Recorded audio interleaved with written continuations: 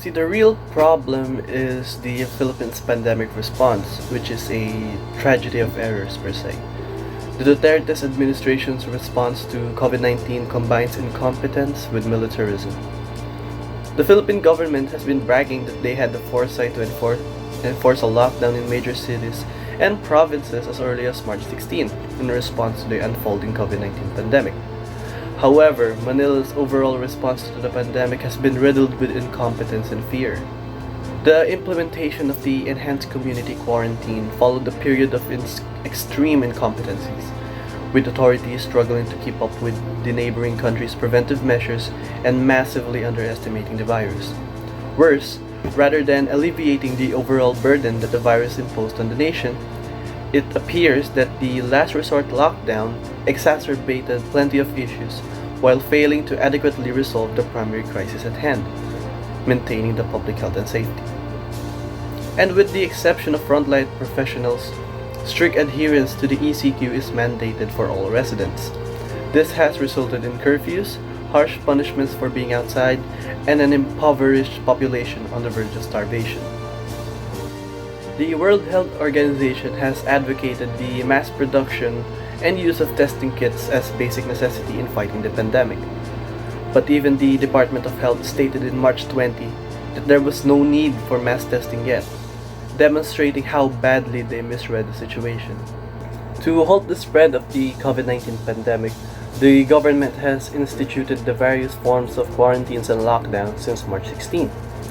The Duterte administration's response to the COVID-19 pandemic has been headed by former military officers who have used police backed up by the military, resulting in significant human rights violations. Local authorities have been accused of placing curfew violators in dog cages or subjecting them to hours of sitting in the summer sun as a means of punishment. UNICEF and Save the Children have expressed concern about the effect of the pandemic and lockdown on children's health, especially child sexual and physical abuse. The C-19 bill signed by President Duterte on March 24 punishes the dissemination of false information with up to 2 months in prison and a 1 million peso fine.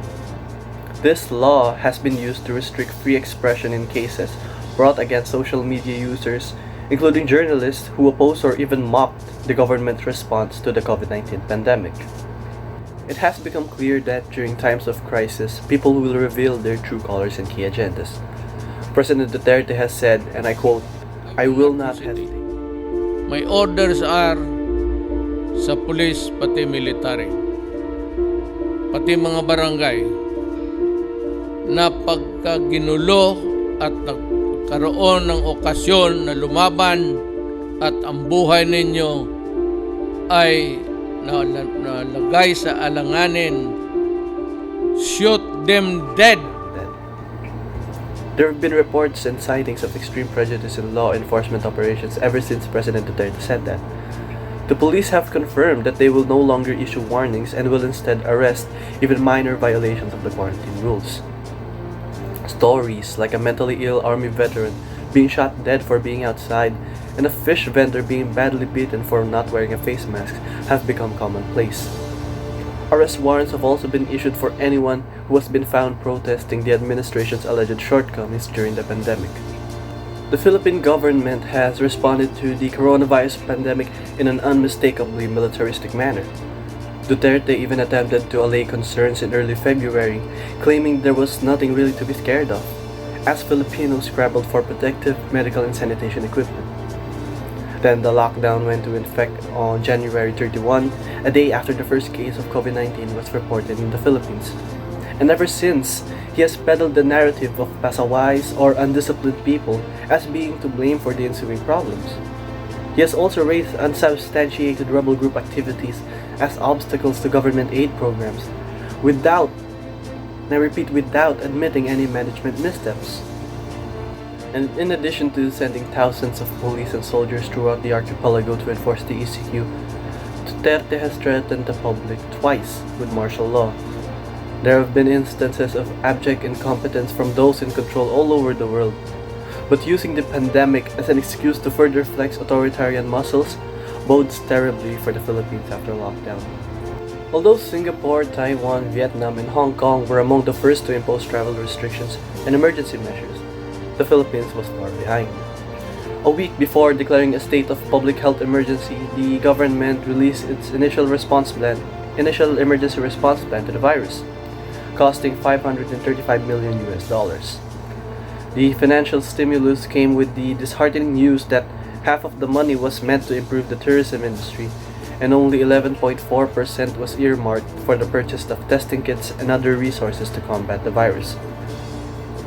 More infuriating for the public was the department's revelation 2 days later that it had given special care and testing to 34 unidentified public officials and their families.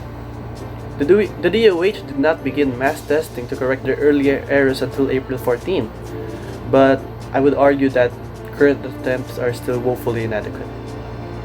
The testing should be free with simple contact tracing procedures for all, something that has yet to be done unlike in neighboring countries. As a BS Psychology major, I assume that my approaches to the Philippines' deteriorating situation are invalid. BS Psychology majors study the complexities of the human mind. Pandemic response, prevention and containment, as well as economy resuscitation are not covered. However, it is abundantly clear that we need a shift in strategy and procedure. We've been in lockdown for a year, and it seems only to be getting worse. We deserve better, and Filipinos deserve better.